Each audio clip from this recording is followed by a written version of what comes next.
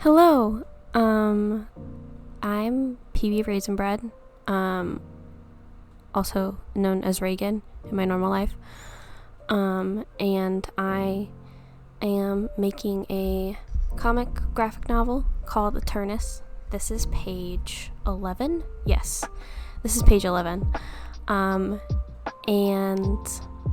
it's exciting. I got to double digits,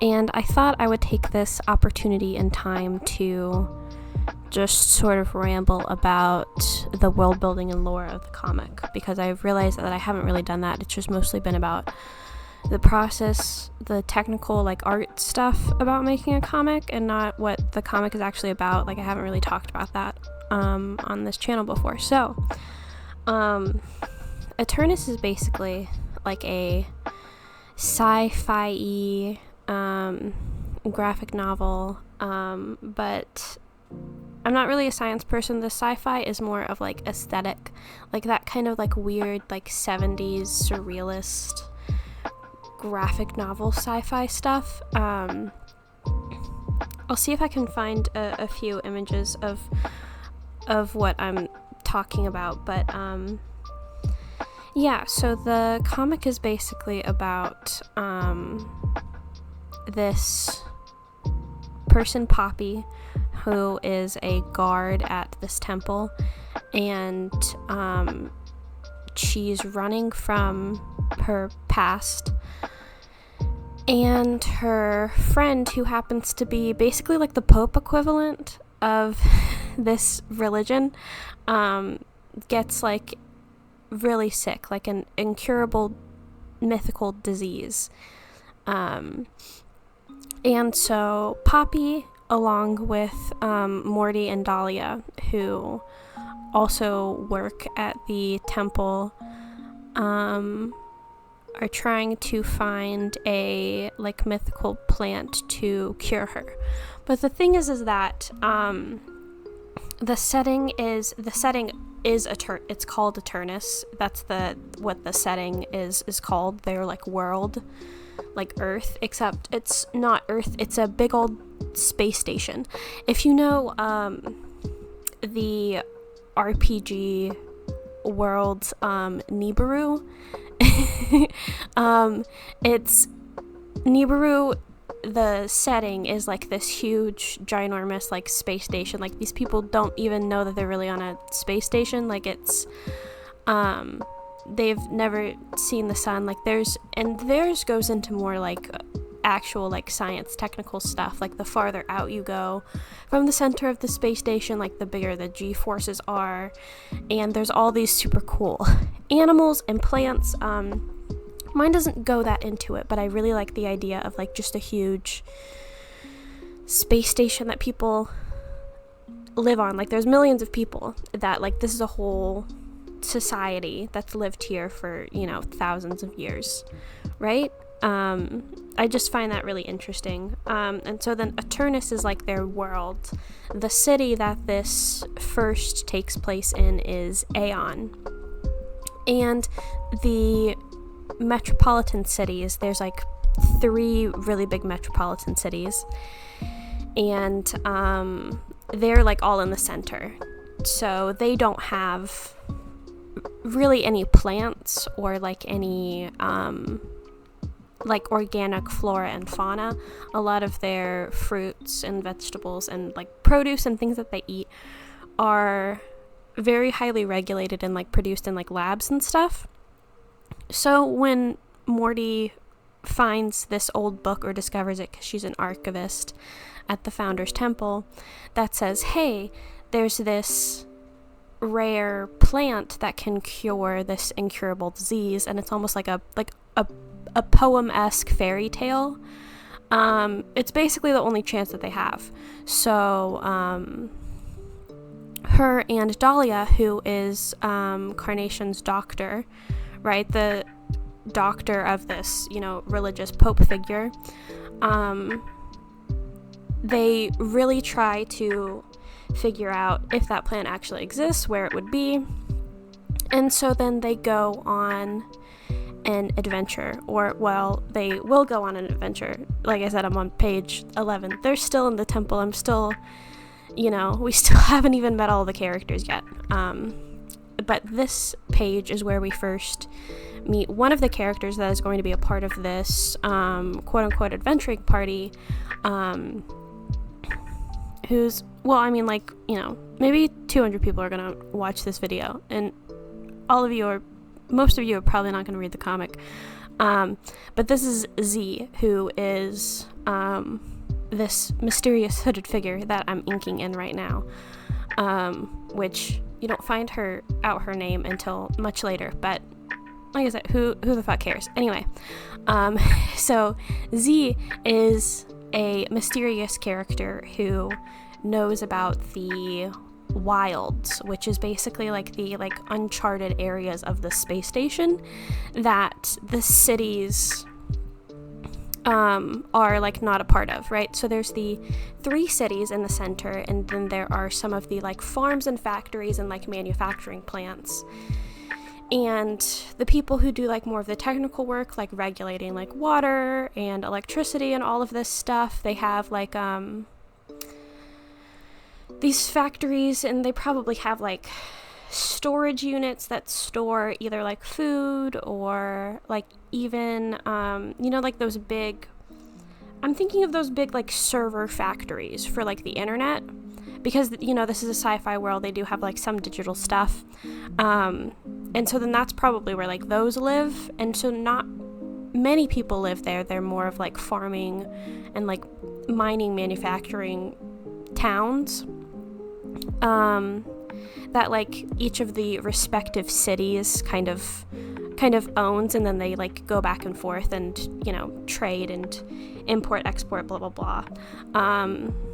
But past that is the uncharted wild territory of the space station, which nobody, at least according to the 3 cities, has ever really gone in and survived. But for some reason, Z, this character, knows it and has charted it before, so she says. And so then when Morty and Dahlia are we need to find this plant, it's probably in the wilds, because we don't really have wild plants anywhere else. Z comes up and says, I know the wilds, I can help guide you through it. And obviously, they're a little bit suspicious. Poppy is the most suspicious out of them all, but do they really have a choice? Because Carnation doesn't have too much time left.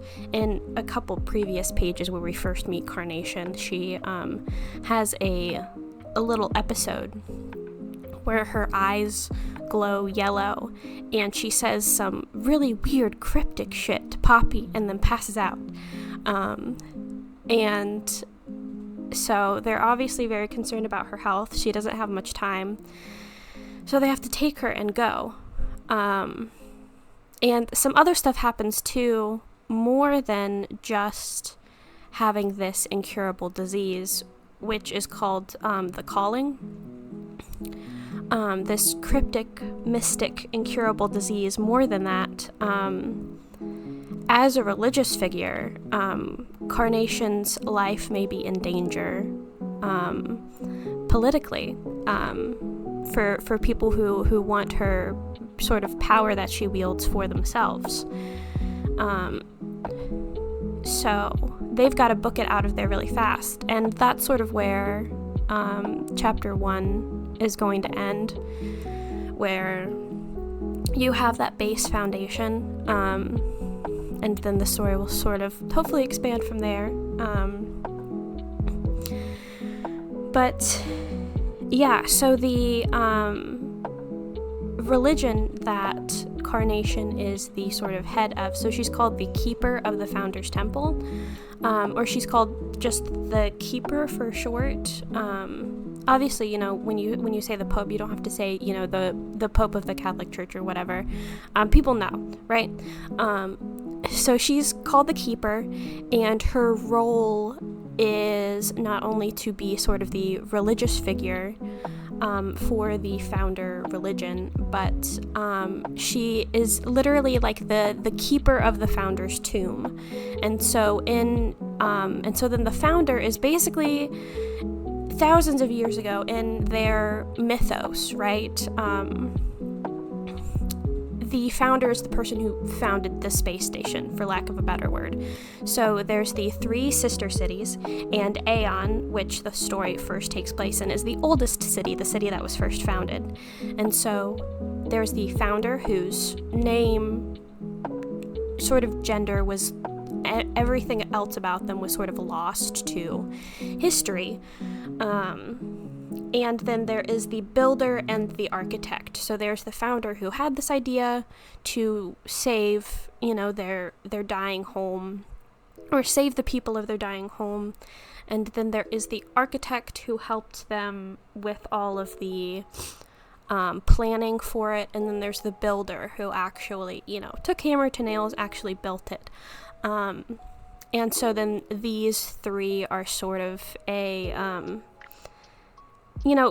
religion is best in sort of like that threes. You have the Father, Son, Holy Spirit. You have the Mother, Maiden, Crone. You have the, Zeus, Hades, Poseidon. So that was obviously a no-brainer for me to sort of include. I did sort of come up with the story for it in the, if you know the micro RPG book that James D'Amato helped put together, of a bunch of sort of small little tabletop games that you can either play with your friends or by yourself. There is one in there that, what's it called? It's basically a, you take like a tarot deck and then you create like a founding mythos by like pulling cards, and then you like look up in the game, like, what does that card mean? And then it gives you sort of like a prompt of like, this is the part in like the mythos story. And so then that was actually one of the first things that I did when I was creating Eternus, because I felt like finding out at least one of the core beliefs of population of the people here was a good place to start in sort of this story. I always had the idea of like that there would be sort of a ragtag adventuring party that had to go on a quest to get something to like cure somebody that was sick. I felt like that was a I'm not a writer. I felt like that was like a really good starting point. It was a sort of simple way to get people together, get a group of people with differing motivations together for a common goal, and sort of force them into close proximity, and then throughout the story sort of peel back layers to their character while also showing the world, right? Because they're, traveling throughout the wilds, and sort of showcasing this world that I created through like the different settings that they go through, but having this core group of people on this quest. And so, yeah, you pull out different tarot cards and you sort of figure out the mythology that way through the prompts that they give you. The book itself was compiled by James D'Amato, but the actual tarot RPG game was made by Jonathan Sims, who made like the Magnus Archives, and somebody else, I forget their name. Hold on. It is by Sasha Sienna and Jonathan Sims. It's called Mythology. It's on page 59 of the Ultimate Micro RPG book. That's what it is. But yeah, that's sort of how I created the sort of founding mythos of this, not this place specifically, but this religion. So, a majority of people do practice this religion, but in Aeon they focus on the founder, right? The founder's temple, the founder's tomb. This is like where in this in this church, in this temple, which is like huge. I was thinking, it's very Catholic inspired. I was thinking Vatican. In here is the like literal founder's tomb, or so they say. This is where the founder was laid to rest, and Carnation, as the keeper, it is her job to upkeep the founder's tomb. And at the end of the chapter, we go there, and I'm excited to draw it finally, because the one thing about the founder's tomb that is I'll let you in on as a little spoiler is that it is covered in plants. It's basically like a garden, and then the sort of mausoleum, like New Orleans style tomb, is in the center.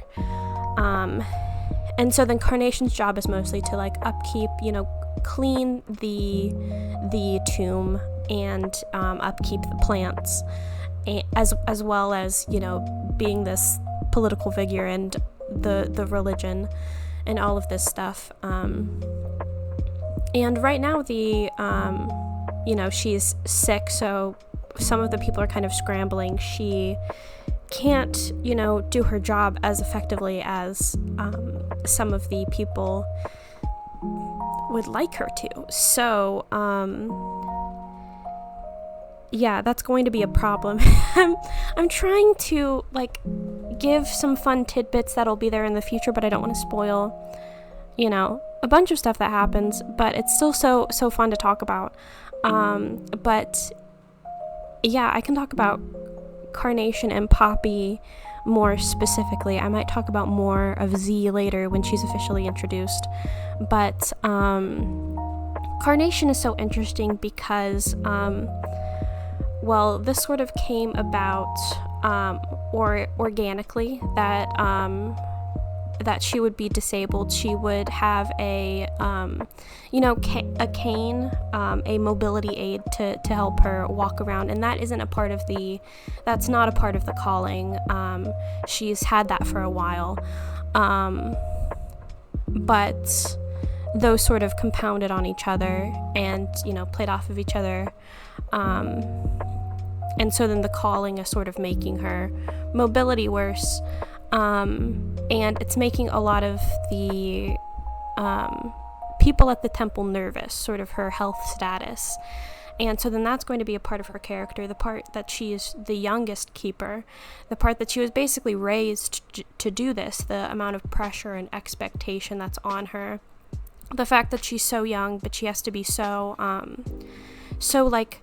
wise and mentally calm and caring for other people all of the time, because that's her role. I feel like I really want to have her come to not necessarily a breaking point, but a point where she allows herself to get angry, allows herself to really feel those emotions, allows herself to I feel like there will be a part where she gets angry at Poppy, even because Poppy is so worried about her, kind of takes care of her so much, feels it as that being her protector is like Poppy's role, and I feel like that'll be a point in their relation, a turning point in their relationship that we won't get to for a long time, but there will be that tension there a little bit. They do really care about each other, but how Poppy's character, on the other hand, is for Poppy's backstory, I don't want to get too much into because, once again, spoilers, but her life was very privileged, but also in a way that was very stifling. She found out something about herself and her family that was very shocking, and it felt like a betrayal to her, about who she was and her identity, and didn't really know how to feel about that. And there was that sort of character origin story that happened to her, the turning point, and she ran away from home. And people are trying to get her back. And Poppy sees herself as she was trained to be a weapon. She was trained to be violent, and she doesn't really want to be that anymore. So she's sort of turning that into being a protector, right? And because she had her identity sort of shattered when she ran away from home, she's clinging on to that identity very closely. And Carnation, on the other hand, sees that as very stifling. But Poppy is sort of holding on to that because she doesn't want to be, she knows that she's violent and a weapon, but she wants to use that for something that's good. And she sees the only way that she can do that and be useful is to protect Carnation. And so then I just find that dynamic very interesting. Hopefully I can get more into that as the comic gets on, and hopefully my writing and my sort of comic skills will improve to a point that hopefully that comes across in a way that is like genuine and not like cheesy. I want these two to I don't want Carnation to come off as she's this wise person that's helping other people and that's, all she is. I want you to see like the stress and the burden that she carries. And for Poppy I don't want her to come across as just like, this guard dog or like this, like all she can do is fighting, because that's the point, is that she sees herself as all she can do is fighting. All she can do is be violent and hurt people, and so she tries to use that for good. And like you can see in previous pages, like she gets into a fight with a previous guard, like she still has the bruises on her face. And because that guard was like harassing one of the nuns who lives at the temple, right? So she has, these tendencies to punch first and ask questions later, but she tries to use it for good. And yeah, those are the two main characters that we've really met now. We've also met Morty and Dahlia, who Morty is an archivist at like the temple library because they have like a huge library connection or like collection. And then Dahlia is Carnation's doctor, who was her doctor for like, obviously someone as important as like a high religious figure would have their own personal doctor. But she mostly worked with like her, mobility, her chronic pain, things like that. And then when she contracted the calling, that was something that like Dahlia diagnosed. Like she was the first one to discover that, told Morty about it, and then they immediately started researching what can we do to help, what can we do to cure it. And then like going into the calling more, it's basically, so going back to the RPG book Nibiru, there is like, they have like AI basically, and artificial intelligence is almost like a disease, and with that those machines want to like go back to the like core engine of Nibiru, which I just thought was so cool and so interesting, how like a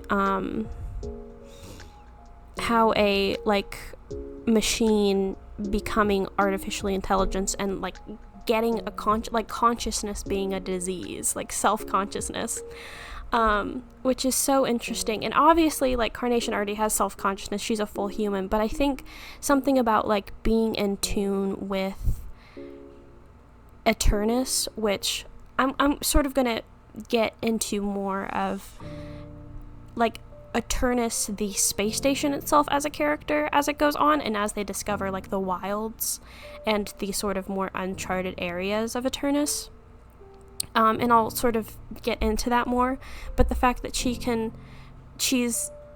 getting weird visions, it's almost like a disease that like shows you more than the human mind can really comprehend, and so then it's more of like a mental thing, and so to find a way to cure that is very interesting. But then there's also this, and I'll get more into this later as well, there's also a more niche religion, because obviously the founding and the founder, the builder, the architect aren't the only like religious figures. There are like some smaller religions in Eternus as well, and one of them are people who see the calling as like a gift of like, you can speak to Eternus, you can speak to the core of their world. It's like almost like how people see it, like as like communing with other, like with Mother Earth, you know. And the fact that these people were sort of quote unquote chosen by Eternus to as almost like prophets, which is very interesting for the leader of another religion to be quote unquote chosen according to a different religion and a different set of beliefs, which I think is also a very interesting thing for Carnation to sort of deal with as well.